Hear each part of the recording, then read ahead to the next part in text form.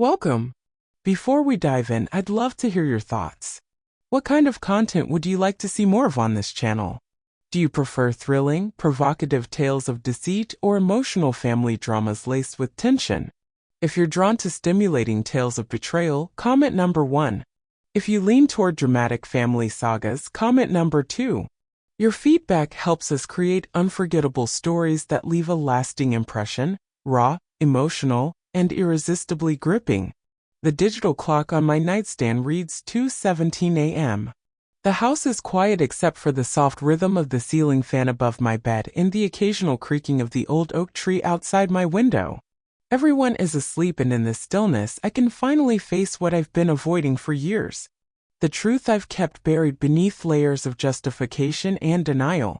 Some nights the weight of it seems unbearable, like tonight when sleep eludes me and memories surface with painful clarity. I never thought I'd be this woman. The one who breaks vows. The one who lies.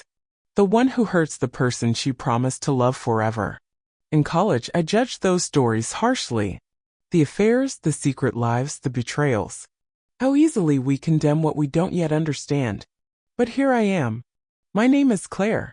I'm 39 years old, a marketing director at a mid-size firm, mother of 2 beautiful children, and for 15 years I was Mark's wife. From the outside, we had everything. The renovated colonial in a good school district, summer vacations at the lake house, Christmas cards featuring perfect smiles, the envy of our friends, the ideal family. According to my mother, I played my role well. Devoted wife, attentive mother, successful professional who somehow managed to balance it all. I was the woman other mothers approached for advice at school functions. The wife men told their wives to emulate. What those Christmas cards didn't show was the silence that had grown between us. A silence that started as small pauses in conversation and eventually expanded into a void so vast I couldn't remember the last time Mark and I truly saw each other. It happened so gradually that I barely noticed until the disconnect was complete. Like watching a boat drift away from shore inch by imperceptible inch until suddenly it's a distant speck on the horizon. He's a good man. I need to say that first. He worked hard, loved our children fiercely, never raised his voice. He remembered birthdays and anniversaries. He fixed things around the house without being asked. He coached our son's little league team despite his travel schedule, rearranging business trips to make the important games. On paper, I had no reason to complain. And for a long time I didn't, not even to myself. But somewhere along the way we stopped touching. Not just physically, though that too had faded to perfunctory kisses and the occasional weekend intimacy that felt more like checking a box than connecting. We stopped touching each other's minds, hearts, dreams. I'd speak and he'd nod, eyes on his phone. He'd talk about work, and I'd make the appropriate sounds of interest while mentally reviewing my to-do list for the next day. When had we become so skilled at this performance of connection while experiencing none of it? I remember one night lying beside him in bed, both of us reading, he on his tablet, me with a novel I couldn't focus on. I glanced over at his profile, this face I'd known for almost 2 decades, and felt a surge of something like panic. I don't know you anymore, I thought. And you don't know me. The realization brought tears to my eyes, but Mark never noticed.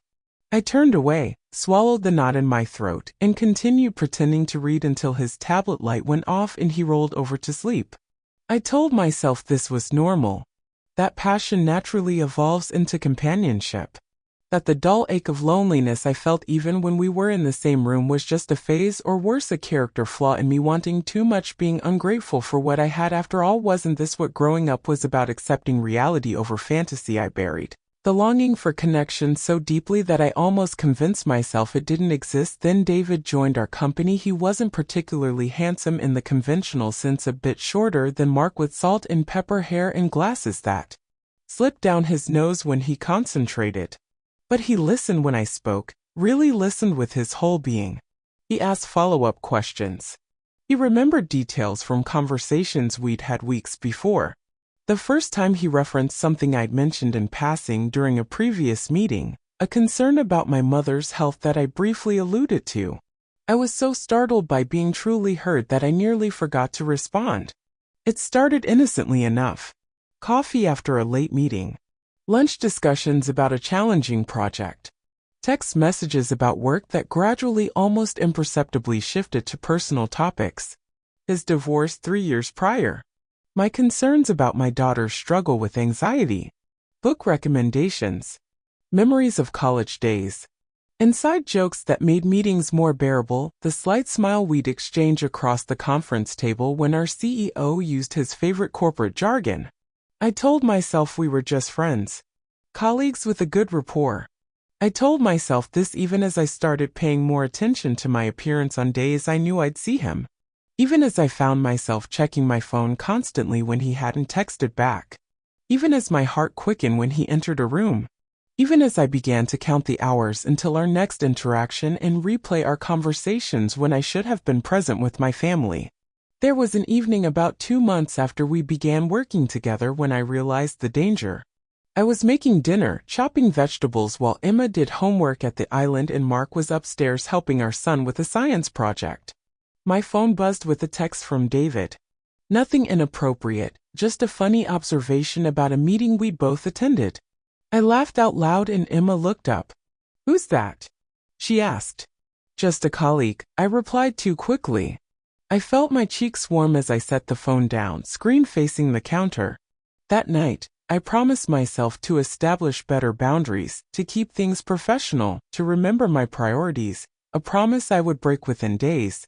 When a particularly difficult presentation and David's unwavering support led to celebratory drinks that lasted much longer than they should have. The first time we crossed the line, it wasn't with a kiss or a touch. It was with words. Sitting in his car after a team dinner when he'd offered to drive me home because Mark was out of town with the kids at a soccer tournament. The rain drummed steadily on the roof, creating a cocoon of intimacy as we sat in my driveway, still talking an hour after we'd arrived. "I think about you," he said quietly, eyes fixed on the steering wheel. "More than I should." His voice was low, almost apologetic, and in the dim light from the dashboard, I could see the tension in his jaw, the way he gripped the wheel a little tighter.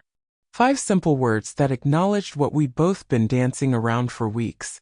I should have shut it down then. Should have thanked him for the ride, gone inside, and never mentioned it again. Should have remembered my children sleeping inside. The trust of my husband coaching their team 2 states away. Instead, I whispered back, "I think about you too." 5 simple words that changed everything. We didn't act on it right away.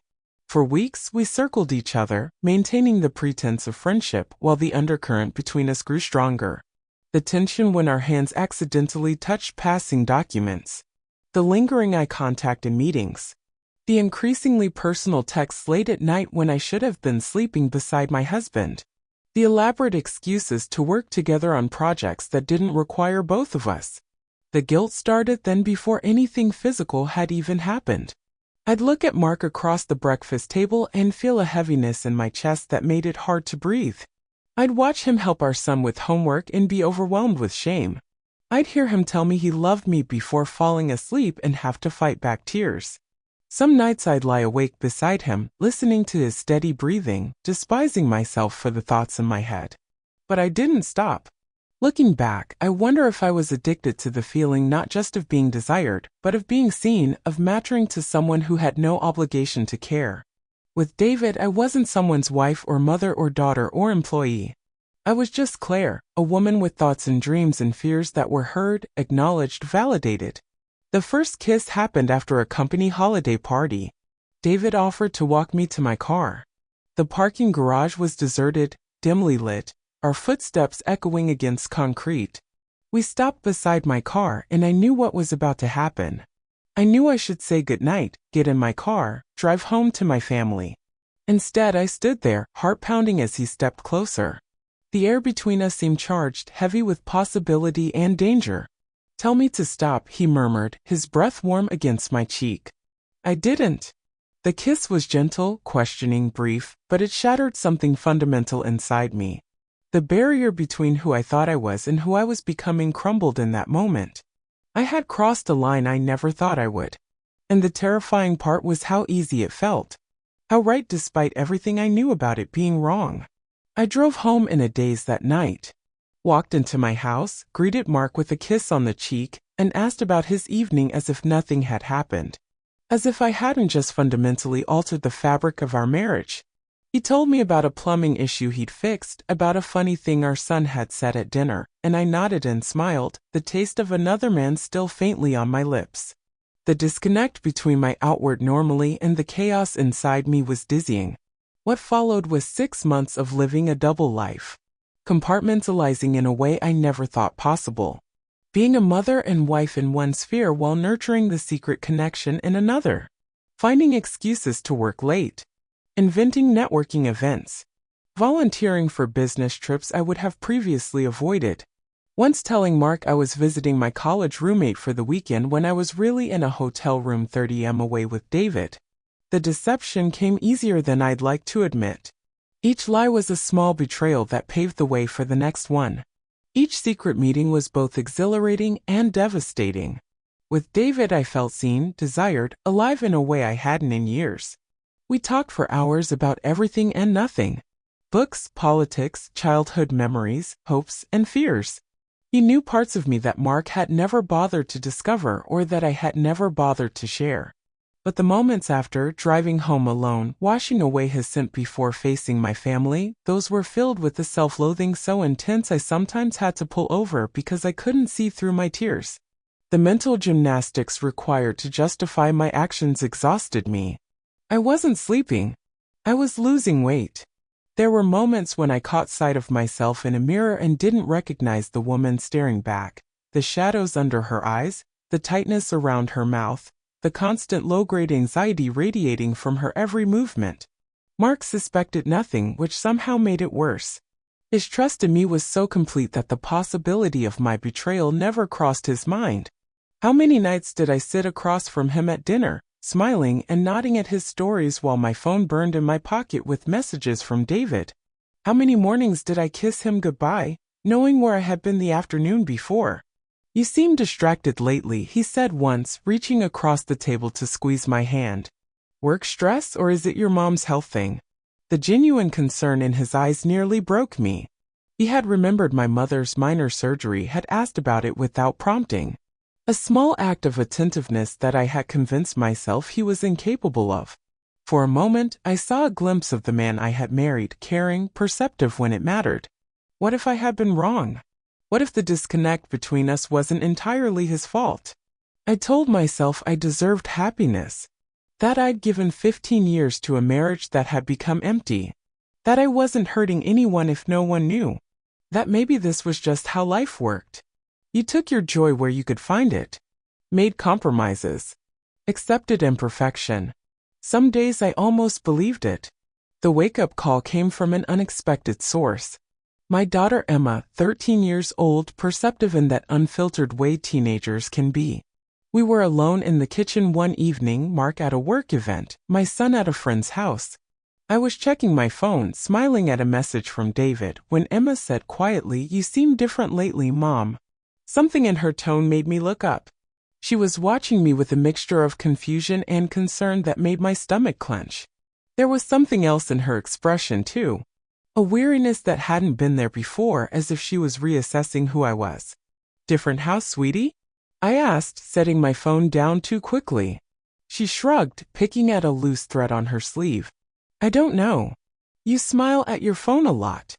And sometimes you seem far away, even when you're right here." She paused, then asked the question that would haunt me. "Are you and Dad okay?" In that moment, looking at my daughter, this beautiful, perceptive child who was watching and learning from every choice I made, the full weight of what I was doing crashed down on me. I wasn't just betraying Mark. I was betraying Emma and her brother. I was showing them that vows could be broken, that deception was acceptable, that immediate gratification mattered more than integrity. I was teaching them about love and commitment in the most damaging way possible. "We're fine," I lied. One more to add to the growing pile. But something shifted inside me that night. I lay awake until dawn, replaying that conversation, seeing the worry in Emma's eyes. What kind of model was I for her? What would she think of me if she knew the truth? Would she ever trust me or anyone again?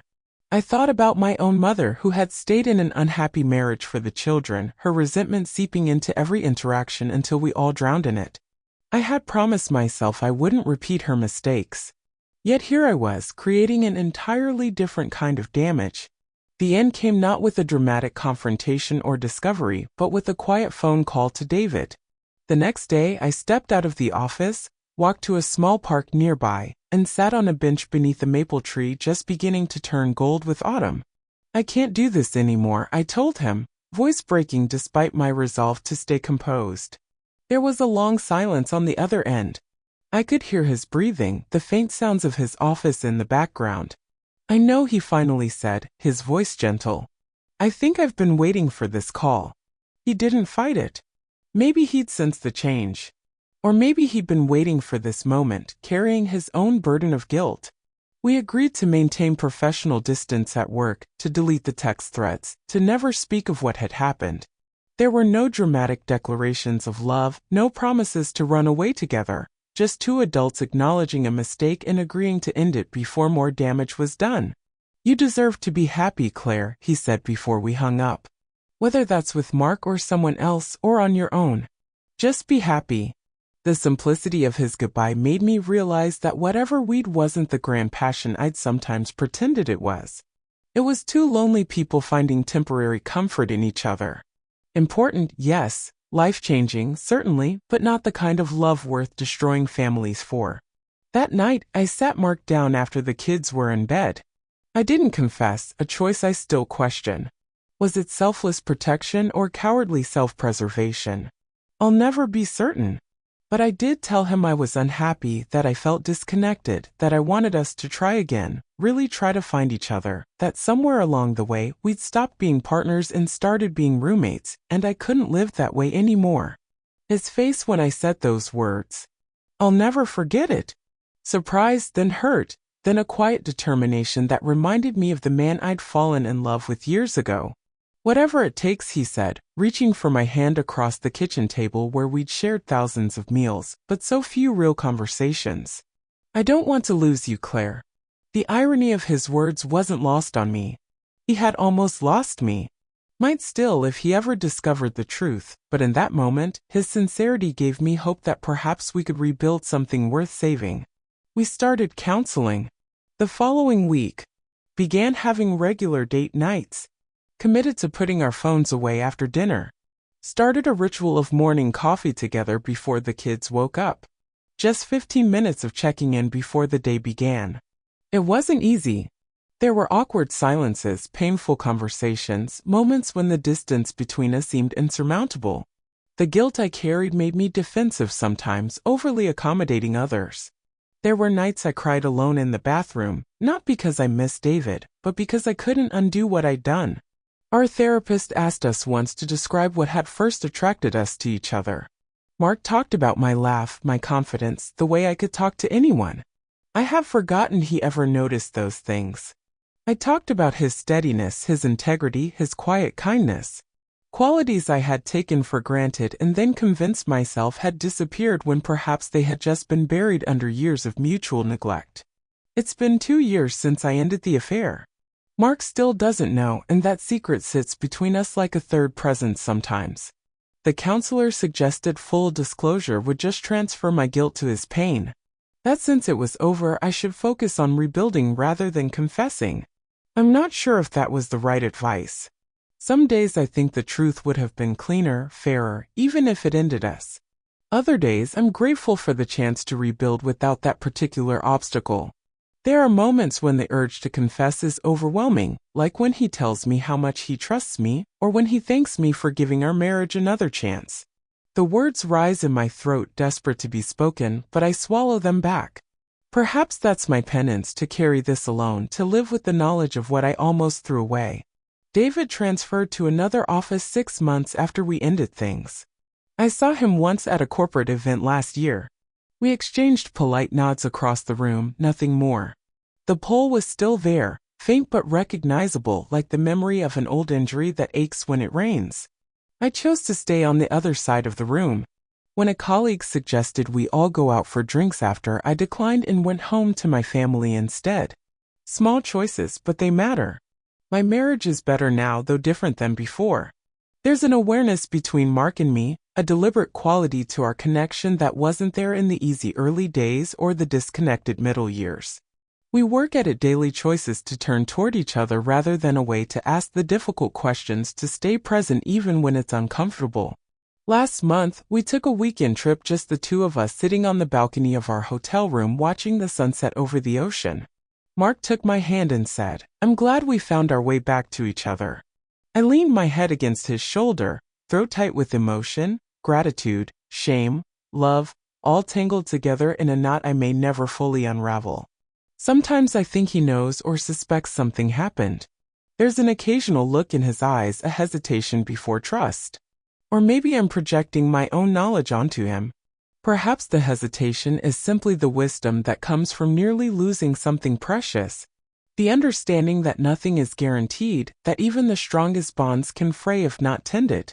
Emma is 15 now, navigating her own complicated world of relationships and identity.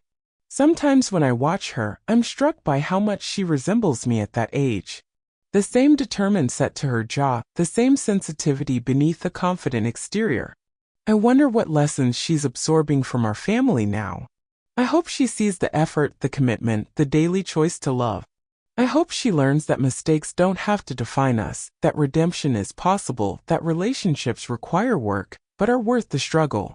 If you're wondering whether I regret it, the answer isn't simple.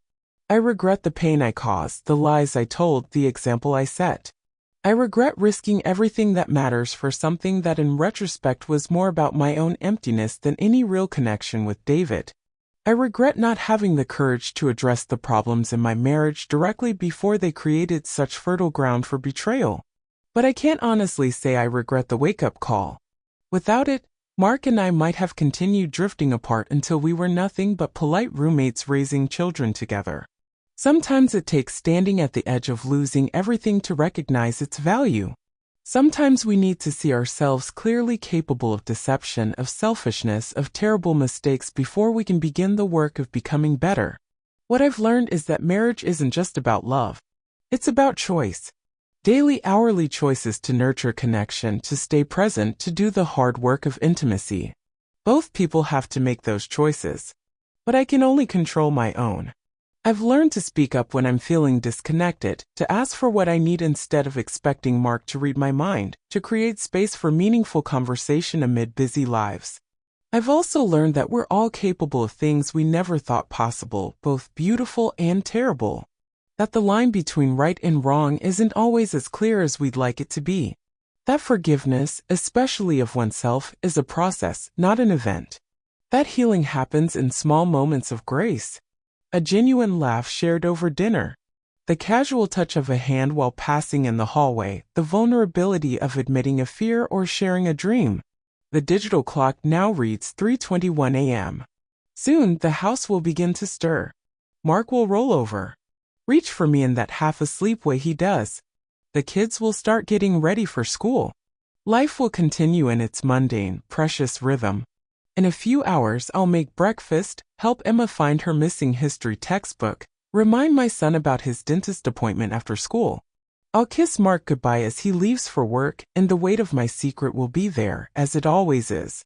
But it grows lighter with time, with each moment of genuine connection that proves we are building something real and lasting from the ashes of what I nearly destroyed. I don't know if I deserve this second chance. I don't know if the foundation we've rebuilt is strong enough to last. But I do know that I'm fully present now, eyes wide open, no longer taking for granted the life we've created. And maybe, just maybe, that's